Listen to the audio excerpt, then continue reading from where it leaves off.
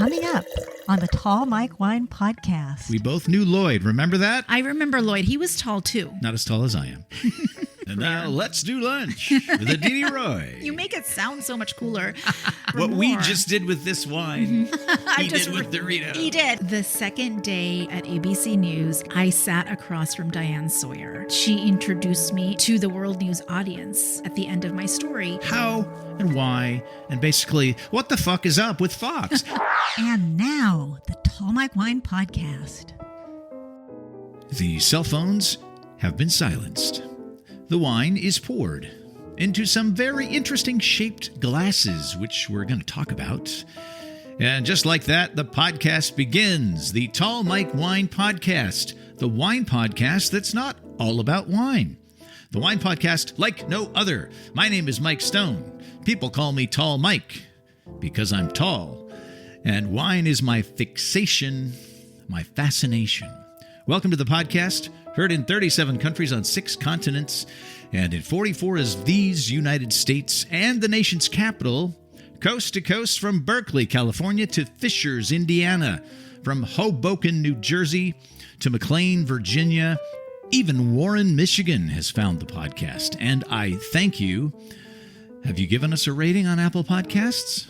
I think you should. For me, for the love of wine and all the best things in life.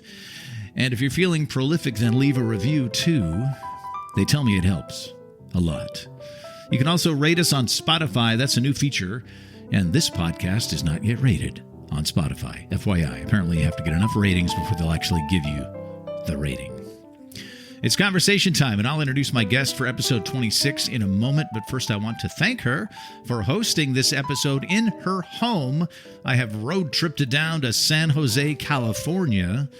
The weather here in Northern California has been amazing, and today was a lovely day for a drive. It would seem we've emerged from our not very long winter's nap into beautiful springtime weather, leaving many people worried and wondering about the lack of rain. We did get some rain this winter, but not a lot. Now, my guest, she is a former television news correspondent who now hosts a podcast. She has worked for such well-known news organizations as ABC News and CNBC. But back when she was just getting started, she did a tour as a local reporter in Spokane, Washington, where our paths crossed. And I'm not sure if we've actually seen each other since then. So it's time to get caught up. Welcome to the podcast, Aditi Roy. Hello, friend. Hello. It's so nice to see you after all these years. It's surreal, isn't it? When you go 2 decades, maybe, aging both of us, without seeing someone. Right. But people slag on social media, and it's really only going to happen because we found each other on social media. True. That's true. Like, wow, Aditi's in the Bay Area. I'm in the Bay Area. Hey, once in a while I'd comment, you'd comment, and then the podcast came along, and I'm like, okay, who am I going to get on the podcast? And then you started a podcast with some other people, which we're going to talk about in a second. Yeah. I'm like, okay, now she's got a podcast. We have to talk. Love it. Spokane was such a long time ago. I know. Many, many miles ago and jobs ago. Mm-hmm. I can't even tell you how many jobs I've had since I was in Spokane because it's the restaurant business. Sure. Probably more than I've had. But let me see if my memory is correct. You were at KHQ. You got it. The NBC station. When did you get there? It was 2000 to 2002. 2000 to 2002, okay. And maybe roll back the clock to then and see if you can remember sitting on the front porch of a cool old apartment building in Brown's Addition. Brown's Addition, I remember that. The apartment was Lloyd's apartment. We both knew Lloyd, remember that? I remember Lloyd. He was tall too. Yes, not as tall as I am. I somehow seem to remember I'd been at a tasting where there was one of those really big bottles open, and they gave it to me at the end of the tasting with all this wine still left in it. It was one of those, tall... The Magnums or something? It's like a 3 liters, which is like a huge bottle. You're carrying it around, and it's awkward. But I brought it to Lloyd's house. There was a bunch of people, but that's really where my memory ends. But guess what? I've stayed in touch with Lloyd via the socials through the years. And I haven't. Okay. This is the first time I'm hearing about Lloyd since our email correspondence a couple of weeks ago. All right. So he's hopped around. D.C., Los Angeles. Now he lives in the Central Valley of California. Wow. Here's the fun part. He's in Paso Robles. Great. And on the place. most previous edition of the podcast, I tasted and talked about a wine from Paso. And of course, I do the posting on Instagram. And Lloyd commented about the winery being one of his faves, being a big supporter of the arts, and Lloyd works in arts administration down there. Wow. And I commented back to Lloyd that my next guest would be someone he knew. How fun! So Lloyd's been waiting for the big reveal. Here it is, Lloyd. I've got Aditi right here. I hope it's not anticlimactic. Hi, Lloyd. We'll have to make it to Paso. That's one of our places that we really want to go to and spend more time in. It's definitely on the California wine map, and it's getting bigger and bigger and bigger. Let's talk about your podcast. Sure. Full Stack Food. Mm-hmm. Who is involved? What's it all about? My co-host is Brett Brohl. He is the managing director of the Farm to Fork Accelerator of Techstars, which is a mouthful. Whoa. Yeah. So basically, I like Farm to Forkful. That's cool. I know. That's the important part because it's all about food and food tech. Stepping back a little bit, I have managed to, throughout much, if not most of my television career, incorporate food or agriculture. Before Spokane, I was in Lincoln, Nebraska. Agriculture stories, talking to farmers was a pretty big part of the job. And I loved it, actually. And it's a way of life. It's not a job, obviously. It is a way of life. And so after Spokane, Washington, I was in Philadelphia for many years. And during that time, I had a food segment, which was so much fun. It was called Let's Do Lunch. I went and told stories of the mom and pop restaurants. And Philly has an amazing food scene. So I would cook with their favorite dish with them and then tell the story of the place. It was really popular among viewers, and I love food. So it was just, It was one of my favorite things I've ever done in my career. And now let's do lunch with Aditi Roy. You make it sound so much cooler. And after that, when I was at CNBC, I also covered agriculture, but also ag tech. Food tech ended up becoming a big part of my beat there. So think Impossible Foods and Beyond Meat and those types of companies. I really fell in love with telling the early stage stories, which is these new companies, startups focusing on food and the food system, not just on the consumer side, but the way food is grown, the way it's distributed and supplied, anything involving the intersection of food and technology. So it can even include things like delivery, like DoorDash was one of the companies that I covered a lot. I just fell in love with the space, and I already have a love for food, but the innovation happening, it was so cool. The entrepreneurs and the founders, their stories, so many of them are so mission driven. And it was just really fulfilling to be able to tell their stories to a mass market audience. When I left CNBC, I found myself really wanting to continue to tell those stories and be part of that ecosystem. And I realized, I had some friends who do podcasting, and obviously podcasting in the last few years has exploded. I thought to myself, gosh, wouldn't it be cool to do a podcast that balances that line between food tech, but also just food, and kind of where the audience is not just people who are into technology and food technology, but people who just love food, which is pretty much everyone, right? And I know some people who don't love food. Okay, well, I feel bad for them. It kind of took shape because I was talking to a lot of people in food tech. One of those people that I came across was Brett, and we have a mutual friend who introduced us. And the premise of the introduction was just to talk to each other about maybe ways that I could contribute in this ecosystem. And I was thinking about consulting at that point, doing content. And he connected me with Stephanie Rich, who's our third person on our podcast. She and I were talking about various things. And at the very end, I happened to just mention almost as an aside that, oh, by the way, I think there's an opportunity to do a really great food tech podcast that walks that line between the technology part of it, but also can appeal to a more general audience. And she said, well, if you want to do a podcast, we are all in with you. It just kind of naturally unfolded, and they've been wonderful to work with. We just have this great collaboration. Brett and I really play off each other really well. He is the funny guy. He's obviously super smart. He keeps track of all of the innovative companies in this space. And I'm a curious person who asks a lot of questions and has intellectual curiosity. So it works really well. And we have silly things too that we talk about, like our favorite type of Doritos or our favorite Girl Scout cookies. Yes, I've listened to the podcast a couple of times. This leads into the next thing I want to ask you about. It's a language thing. Mm-hmm. Once in a while, certain businesses come up with their own jargon. Mm-hmm. And I've heard, and you just said it a moment ago, using the word space in a unique way. The food space, the podcasting space. Yeah. I'm all of a sudden noticing people using this form of the word space. And it's weird to me anyway. Yeah. It is such a part of our vernacular now, right? But did you notice it just sort of happened overnight? It did. And I think for me, I started using it more when I was in business reporting because you talk a lot about the space or whatever. It's always struck me as odd. And it's only been the last couple of years that people have started really using that word. I think I like how short it is. And I love S words. So I don't know. It's something elegant about it. And then it'll become overused and then we'll move on to another word, right? That's how it works. Exactly. We're going to taste the first wine now. This is what we do on the Tall Mike Wine Podcast. We taste wine, we talk about it. But before we taste the wine, I want to present you with your very own set of Tall Mike Wine Podcast coasters. Oh, cool. Oh, this is a great branding technique. Coasters. Those are coasters with my artwork on them. I love it. I love your artwork. Picture of me with my face in a wine glass. And I want you to have those for your home use. Thank you. I love it.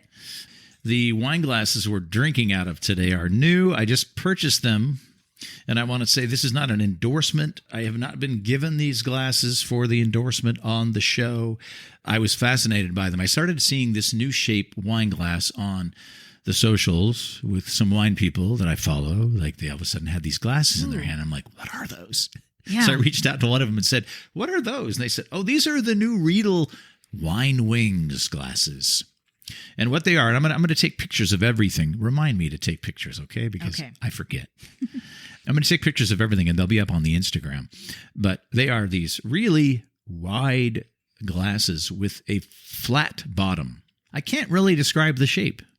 Do you have a word to describe the shape of this glass? Like other than wings, which is what they use. So right. I don't know. I don't even really see the wings, though. I'm like, what is the wing? I don't get There's it. like a slight curvature out at the bottom. Right. I like the flat, though. It's flat on the bottom, which is cool. You pour a tiny little bit of wine in the glass, and it really, you get all that surface area on the glass, which, of course, then starts to aerate the wine. This is intended to be like a super aerating glass is what it is. Now, the wine we are tasting right now is a wine that comes from Sonoma, the winery where I work.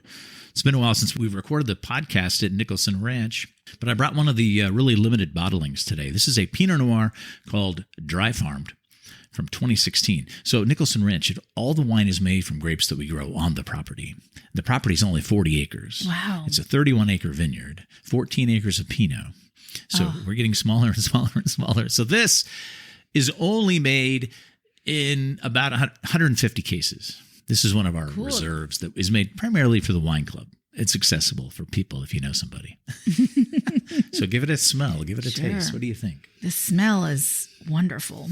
I'm not a wine connoisseur, but we do enjoy our wine. Just spit out the first couple of words that you think of, though, when you smell the wine. Okay. Break it down. I'm always really bad at that. This is why I like to draw it out of people who don't just go right to the script. Because if I'm sitting here with a wine person, they're going to say, oh, yeah, I get cherry, I get black cherry, I get some cola, I get red flowers, like red berries. Blackberries? Okay, blackberries. There you go. See? That's what I thought of. It's definitely in there. Really? There's also a real nice earthy element to it and almost a woodsy element to it. This wine spends 2 years in French oak. Most of the barrels are new barrels. So for a Pinot to be exposed to that much new oak for that long is pretty impressive. And it makes this wine really, it has a lot of cedar to it. You get a lot of almost like violets on the nose. Yeah. And then taste it. That's what we do next. Ooh. It's nice, right? Yeah. It's got a little bit of that spice in the middle, but it finishes really smoothly. And you can still feel it. It's still there. Yeah. My boss, Deepak, he's big on finish. You'll taste wine with him, wine that he didn't make, and he'll be like, this is good, but there's no finish.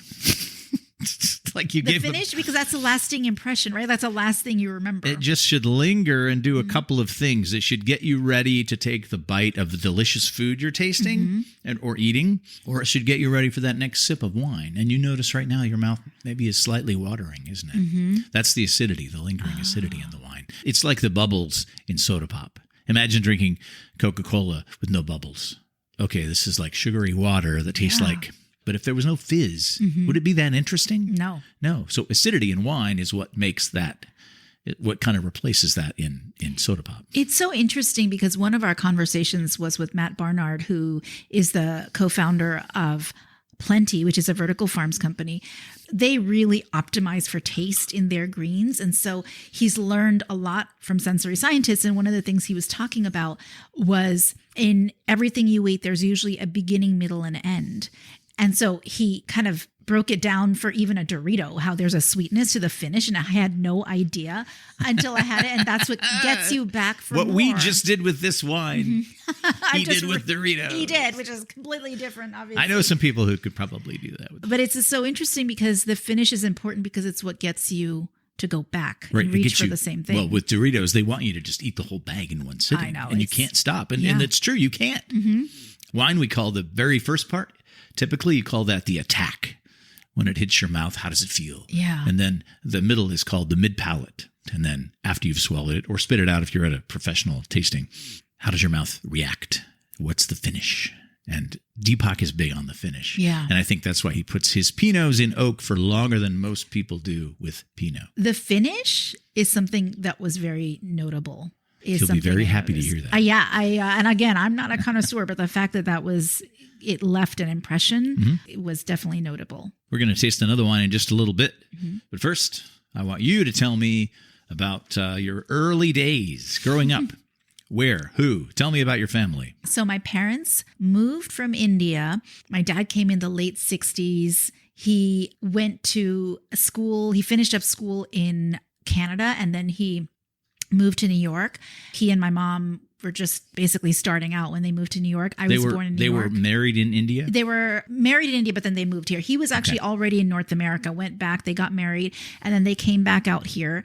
So I was born in New York, in Flushing Meadows Hospital. Okay. Yeah, we lived in Queens and lived in New York and North Jersey until I was 7. Mm-hmm. By then, it was my parents and me and my brother, and we moved out to Irvine, California. Oh, so Orange County. I grew up in Orange County. I did not know that. Yeah, and then from there, I went to college in Northern California. So this is actually my second go round living in Northern California. Where did you go to college? Went to Berkeley, go Bears. And I heard you mention at the beginning of the podcast. Yes. Berkeley was the first city, so I thought, it's meant to be. There are people listening in Berkeley. I love Berkeley. In fact, I was news director of the campus radio station there, KALX FM. KALX? KALX FM, 90.7 FM. That is awesome. Yeah. So before that, though, when did young Aditi decide that news was cool? Who were your inspirations? And at what age did you start thinking about this? I am someone, we grew up in a very typical evening news family. We sat at the dinner table and we had the evening news on. So I grew up with the big three, right? I remember when I was really, really little, Walter Cronkite, but Dan Rather. You do remember Walter Cronkite? I do. I was thinking about that because I'm writing my notes thinking, okay, I'm going to ask Aditi who her inspirations were. And I'm thinking Cronkite and Jennings and all those Ted people. Koppel. I love Ted Koppel. I had the Nightline book. Just the writing and the words. And growing up, I love to read. I love to learn about things. I wanted some aspect of public service where I felt like I was teaching people, informing people, delivering information. All of those things came together in the form of journalism. I was in 9th grade when it all kind of came to me and I had this epiphany with this is what I wanted to do. And television more so than print because it was in my house all the time. Mm-hmm. The people that I looked up to, right. We were huge consumers. My parents, they still get an actual hard copy newspaper delivered to their homes. But there's just a lot of news consumed, whether it was newspapers, magazines, and television. I thought that creatively it could do so much more with television by marrying the words with the pictures and things like that. So that's how it all came about. And then you got into TV news and then you made it into the network level. Did you get to meet some of these people that you were inspired by and work alongside of them? The second day of my job at ABC News, I sat across from Diane Sawyer. Wow. And she introduced me, as she does to all the new reporters, as she did, to the world news audience at the end of my story. I was more nervous talking and being face to face with Diane Sawyer than I was being on national television. How could you not be? And it's different. It was because she's such an icon and she really is lived up to everything that I imagined and all the amazing qualities that I assigned to her. She really did. She was wonderful. Did you get to meet Ted? You know what? I haven't. I've spoken to his producer over the phone one time, Tom Batag, who was lovely. And I still haven't. I follow Andrea Koppel on LinkedIn. I always enjoy reading. She seems very accessible. But is that his daughter, who was daughter? a very amazing correspondent for CNN. She was a State Department correspondent. Oh, okay. So yeah, she had her long, illustrious career as well. And then she's moved on to her new chapter. Oh, I don't watch a lot of television at all now. And I want to talk about what you were talking about, being a kid and having the big three. Yeah. Same thing for me. I was fascinated with the news. I waited every day. My small town paper came in the afternoon. So I remember being home from school and being like, is the paper here yet? Is the paper here yet? And walking out to the end of the driveway and checking the box. And the evening news, waiting for that to come on because that was it. 3 networks. It was all we had. 1 newscast every night. People considered that to be the news. Then cable came along. We got CNN, 24-hour news. But still, I think most people considered that to be the news. Yep. Then in 1996, something changed when Fox News showed up. Can you tell me, from your perspective, just how and why and basically what the fuck is up with Fox? How do they do what they do that differs from everyone else? Everyone subscribes to the fact that what we had up until Fox came along was the news, and then Fox comes along and changes everything. And like you go out and you report a story, like you see things, you write it down, you say, this is what I saw, this is what happened, right? Why is Fox so different? Oh, that's such a good question. It baffles me. It baffles me. I think in general, the way technology has changed, right, has opened up the world to so many different portals to get your information. And so, I mean, sure, okay, when you go back to 96 and Fox News, I mean, they saw this untapped opportunity at night, at least, right? Because during the daytime, it's daytime news programming. It looks similar to the other cable networks.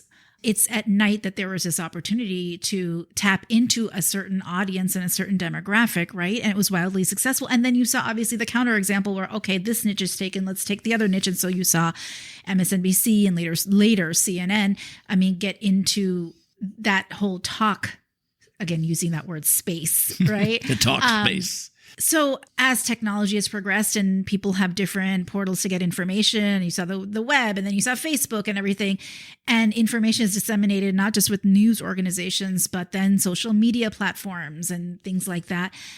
People have so many more ways to get their information. And then it's this amazing democratization because it's not just 3 people or your major newspaper giving you the news, but there's so many different avenues and so many different people giving you the news, people who don't necessarily have that one look, right? People who might look more like me. On some level, it has been wonderful because there's this democratization of news going on, right? It's not monolithic anymore, but on the other, people then travel to and gravitate to the people who are going to give them the information that supports their own beliefs, right? And so there's a lot of that in social media. There's so much of that. So there's this balkanization that's happening. Okay. Yeah. I guess I want to know more about what happens when they're producing the newscast.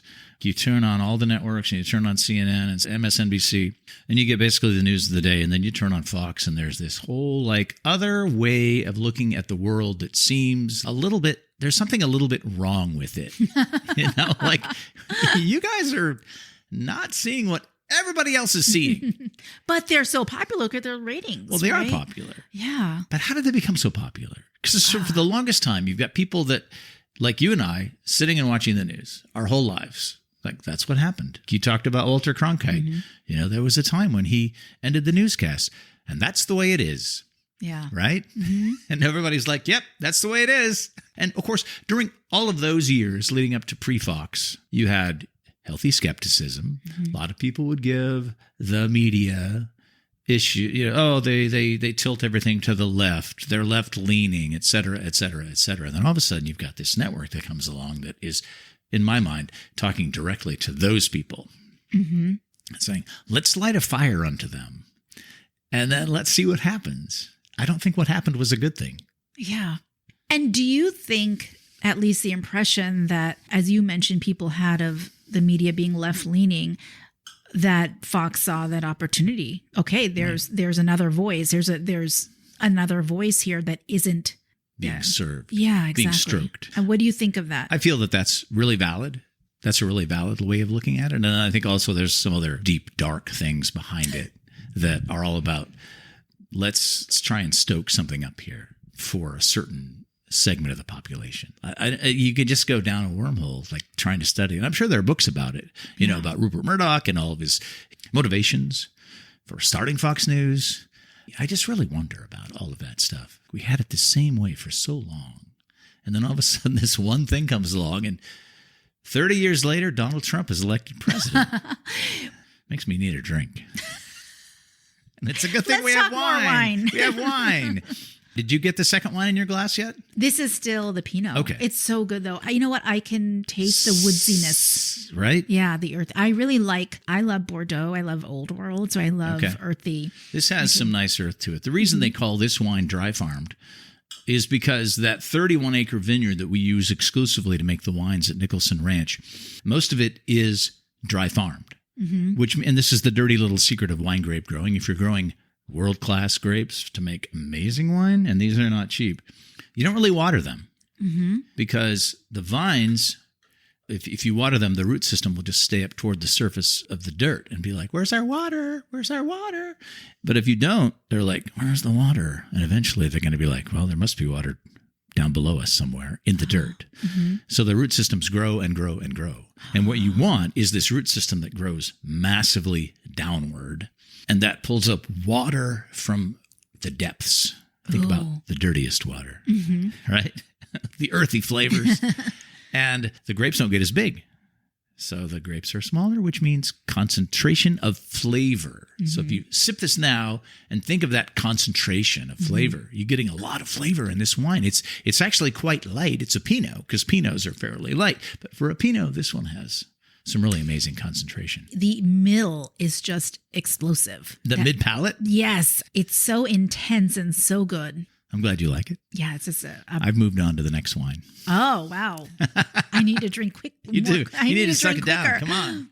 You live down here in San Jose, which is the South Bay. Mm-hmm. I live in Marin County, adjacent to Sonoma County. It is beautiful. It is beautiful. That's the North Bay. And between us, it's about a 90-minute car ride. Yeah. And I get down here and I'm like, man, there's a lot of people and a lot of highways. And I was just bouncing around from highway to highway to highway to get here. Interesting. I never thought about it in that way. Oh, it's amazing. Like in Marin, there's one highway.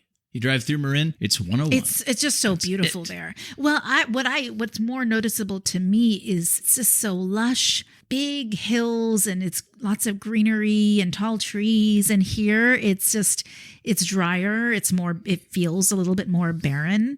There's definitely, there are a lot of people here. It has exploded here. Housing here it's nuts. It's so congested. There's such a shortage. There's a shortage everywhere in the Bay Area, but it's particularly pronounced here.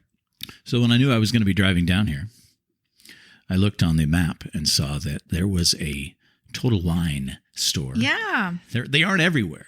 Really? There is not one in Marin. There's not one in Sonoma. I think the closest one to me is like in Pleasant Hill or something. So I knew I was coming down here, and Total Wine is this huge store full of wine, and it's 1,000 times better than Bevmo. Mm-hmm. I've slagged on Bevmo on this podcast a few times for their wine selection, because there's a Bevmo right across the highway from where I live, and I go there for liquor because they have all the liquor, and I love it because I drink everything. But I knew I was coming down here, so I'm going to make a little extra time and go to the Total Wine. So I brought this from home, the Nicholson Ranch wine, and then I thought I'm just going to go to Total Wine and shop around. So I walked around Total Wine for half an hour trying to find a suitable bottle to share on the podcast with Aditi. Nice. There was a lot of cheap wine, a lot of the big labels, just crap. And then I got into the red blends aisle, and I thought, okay, this is going to be a lot of weird stuff. And I found a weird wine to share. The wine that we're going to sip now, and I'm going to pour a little bit for you. I've been warned that it's weird. It's called Lion Tamer, and I'll tell you what it says on the back of the bottle. It just says Napa Valley Red Blend on the front, 2018, so it's young. Lion Tamer is our winemaker's nickname for Malbec. because he uses this variety to tame powerful tannins. This red blend brings all the intensity of Napa Valley fruit, and with Malbec at the core of the blend, produces a lush wine that presents juicy black fruit notes and finishes with a velvety texture. Now, the blend, this is where it's weird. Malbec typically blended into Cabernet, Merlot, the other Bordeaux varietals, right? Sure. This is 47% Malbec, and the next in the blend is 24% Zinfandel. Oh, wow. Out of left field. Like, whoa. Yeah. And then kind of a relative and found a lot of times with Zinfandel is Petit Syrah. And that's next, 19%. But then we go back to the Bordeaux family, 8% Cabernet. There it is. What are they doing? Wow. What are they doing? And then we get a little bit of Petit Verdot, 1%, which is like, why bother? And then 1% Carignan, which is another one of those grapes that is not in too many wines. So that's the blend.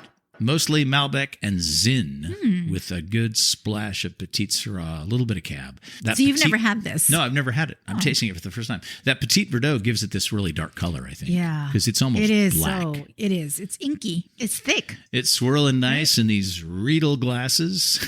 Riedel. They're Riedel wine wings.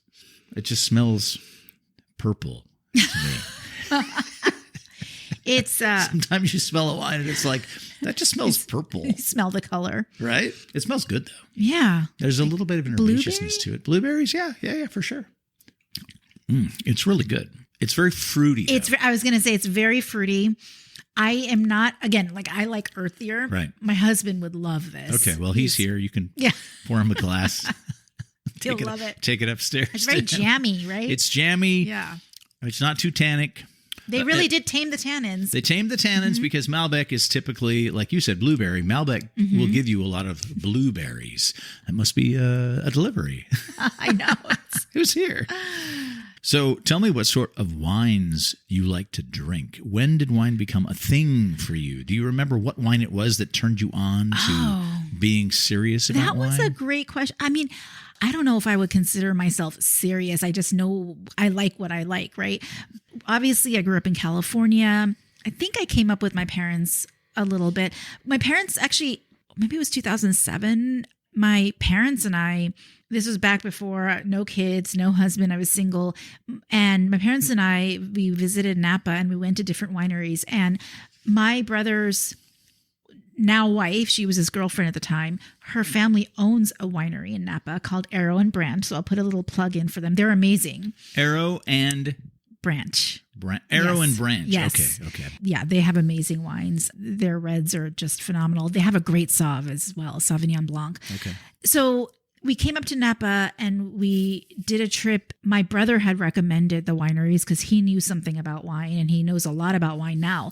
But he recommended some wineries for us to go to. And I think that's when I became really serious about wine. And I don't know if it was one singular event.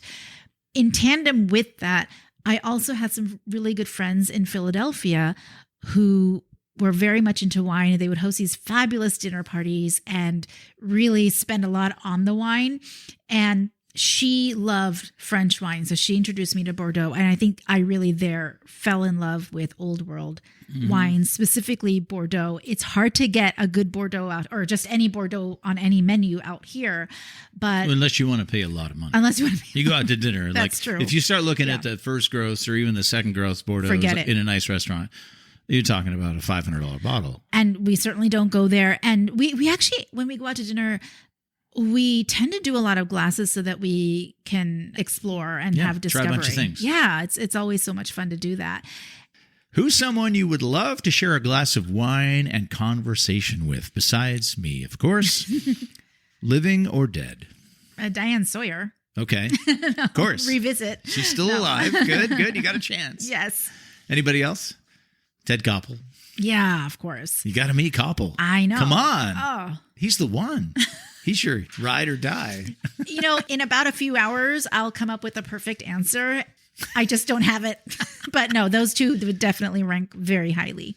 You told me in our emails before today you took piano lessons as a kid in Philly. And then when you worked there in the news, was that NBC? So when I grew up in Irvine, yes, I took piano lessons from age like 7 to 7, until I went to college. Okay. And then, yes, I actually, as an adult, when I was living in Philadelphia, revisited piano lessons. Oh, it wasn't the same teacher. Exactly. It was not the same teacher. Okay. Yes. I thought in Philly, the teacher was my age. I got it mixed up. I thought you were a kid in Philly and you took piano lessons. And then when you went back and you were on TV there, you took lessons from the same woman. That would be kind of crazy, huh? That would be a great story. It'd be a better story. It'd be a much better story. Let's say that's what happened. Yeah, sure. Okay. When we write the movie, the screenplay, that's what happened. Sure. But then that teacher performs the theme song for your podcast? So that teacher, Howie Gordon in Philadelphia, I actually ended up, Sorry, I made Howie a woman for the screenplay. It's okay. I did have a female piano teacher growing up, but Howie Gordon was my piano teacher in Philadelphia.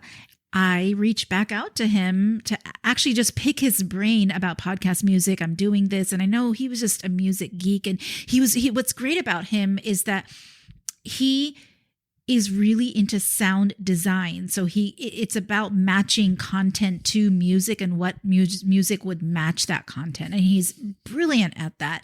He said, you know what? If you're looking for someone, I'd love to throw my hat in the ring. I said, oh my goodness, I can get you. That's great. And so he came up with our theme music, which is at the beginning and the very end, but there's also certain parts of our podcast. For instance, we needed something for lightning round, and we needed transitions. Exactly. The transitions are really important, and music in itself is so important in terms of just the pacing, engaging the audience and all of that, right? Mm-hmm. And so he created our lightning round music as well as our guest intro music, which is something that I write every week, and I really enjoy that part of it. And he really got that. Like he got it right. He tapped into the exact right pitch perfect, the exact right kind of tone that we were going for each of those elements. That's awesome. Yeah. I don't think people realize when you listen to something that is not visual, you're in the car, you're in the kitchen doing dishes after dinner, you're listening to a podcast, and it sounds really great. Yeah. There's a lot of elements that are being meticulously placed there, just like my podcast. Sure. It starts out with a little montage, music underneath it, and then there's this jazzy piano thing that I started with. I love the piano, Mike. Thank you. It's great. I didn't play it. I didn't write it. You didn't need to. It's perfect. Those elements make such a difference, right? And I mean, you've worked in radio for so many years. I was in broadcasting. Things like even the mics, like I noticed that you use these Shure mics, and oh wow, that's a Shure, and this is an AKG mic. Oh, I've heard of those too. Yeah. And then when I'm at home and I'm sitting at my dining room table, I actually have the grandpa AKG mic, a really big mic that sits on the table. But nonetheless, the mic is so important on a podcast. For all of our guests, I have FedEx so many mics to people, and then with the return label and everything. That's cool. Because, that's a good idea. Yeah, because otherwise the quality of the host is up here, and then the guests, it's just, you don't want it to be sounding like they're talking on their speakerphone or something. When I tune into a podcast and they're doing a remote interview on Zoom, and the guest is sitting at their dining room table, so already it's echoey, and then they're talking into their laptop microphone from 3 feet away. It's brutal. It's terrible. Yeah. And then you have to realize that you have a microphone. You got to get close to it. Yeah. I'm close to this microphone. But if I go far from the microphone and say, hey, Aditi, how's it going? It sounds really... So I get close to the microphone. Back to the whole piano thing, though. You must be pretty accomplished by now. Well, I peaked at a certain point. I think I peaked when, as an adult, I played Clair de Lune, and I actually played it at a recital. I love Clair de Lune. It's so beautiful. Yes, it's so beautiful. I can play that a little bit. Oh, I play a little bit. I've never taken lessons. That's more than a little bit. Playing anything, any part of Clair de Lune is not easy. My main instrument is my voice. I sing. I mean, it absolutely is. You have an amazing voice. And I really miss karaoke. A great voice for radio and karaoke. I really miss karaoke.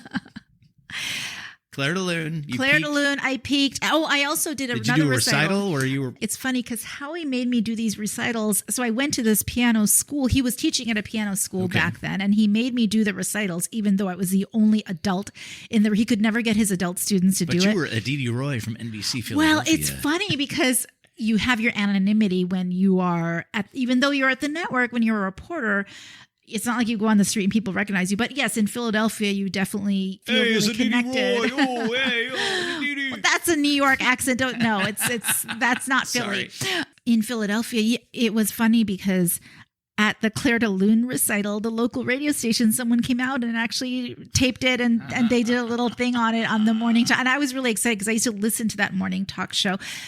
I also did a recital so my favorite Christmas music is the Vince Guaraldi, the Peanuts Christmas album, right? Yeah. Every Christmas comes along, the holiday season comes, and I play that for my daughters. So I played Christmas Time Is Here on the piano, and it was a duet with a 14-year-old kid who's, by the way, some really overachiever, off in a doctor, conservatory somewhere MD, now. PhD kind of person right now. But he was lovely. And so we had this duet. I did the Christmas Time Is Here at this recital. It went really well, but I think that's definitely between that and Claire de Lune. That's when I peaked. And I got really busy because I went back to get my MBA and everything. So I left the piano lessons, but I always maintained, and I still do, that I will return to it because I really love it. And it's something that is very decompressing and almost meditative for me. I saw the piano upstairs. Yeah, we have a little... There's the piano. Yeah. Maybe we can get Aditi to play. Unfortunately, I couldn't play anything. I don't even have my music. My older daughter, who's almost 8, plays and takes lessons, and she actually loves all things music. So my thought was always that, when my kids take piano lessons, I'll also take it and we can practice together. But it doesn't work like that because even if I sit down and noodle around at the piano, that minute, of course, she decides that she wants to practice and takes over. So maybe in a few years, in 10 years, I will resume the lessons. All right. I think that if you can learn some Great American Songbook standards. Like what? Moon River? No, I did play that. Like New York, New York. New York, New York. Oh. If you learn New York, New York, or you learn The Way You Look Tonight. The Way You Look Tonight. That's, every wedding. If you learn that, I'll come sing. Oh, cool. We could do a duet. We'll do a duet, yeah. You can be my accompanist. Awesome. I would love that. And I'll start crooning again, as I am meant to. Do you sing? I do. Oh, I could see. You have a fantastic That's why I say voice. I miss karaoke. Okay, so what are your favorite songs to sing? I mix it up. When I go out on karaoke night, it can be almost anything. It can be a U2 song. I love One. Oh, yeah. It could be a song from Les Mis. I love to sing Bring Him Home. Oh. I like Radiohead. The song Creep. Of course. Is good. There's some real good belting at the end of that. Yeah. But I like to mix it up. What about like Stone Temple Pilots, Pearl Jam, that whole genre? Yeah, I don't grunge? What was it, grunge? I don't do too much like grungy kind of stuff. I do lean towards the Great American Songbook, which is, all the stuff you've heard, Tony Bennett, Frank Sinatra, Nat King Cole sing forever. All those songs. I would like to one day work with a piano player and come up with a cabaret show. Oh, cool. Mike and Aditi live at Feinstein's in San Francisco. That Fun. Kind of thing, One day. One day. You'll get back to the piano. Thanks for hanging out. This has been so much fun. Thanks for sipping wine with me. Oh, anytime. Really had to twist my arm for that. I know, right? He shows up at my house. He brings 2 nice wines, these fancy glasses. All right, I'm going to do the closing credits now. Ready? All right. The Tall Mike Wine Podcast was conceived and is written, produced, edited, and maintained by yours truly. It's recorded on a program called Audacity, and I use Shure and AKG microphones. What do you think of my podcast? Let me know. Drop me an email with comments, questions, suggestions, or to request your very own set of Tall Mike Wine Podcast coasters, tallmikewine@gmail.com. Don't forget ratings on Apple Podcasts and Spotify. And if you still have time on your hands, check out my Instagram. Follow me at Tall Mike Wine to see pictures of Aditi and me and these funky wine glasses. Thanks for finding us. Thanks for lunch, Aditi. Anytime. Thanks for wine. Best of luck with Full Stack Foods Podcast. Thank you. That's episode 26. I'm Mike Stone. Cheers.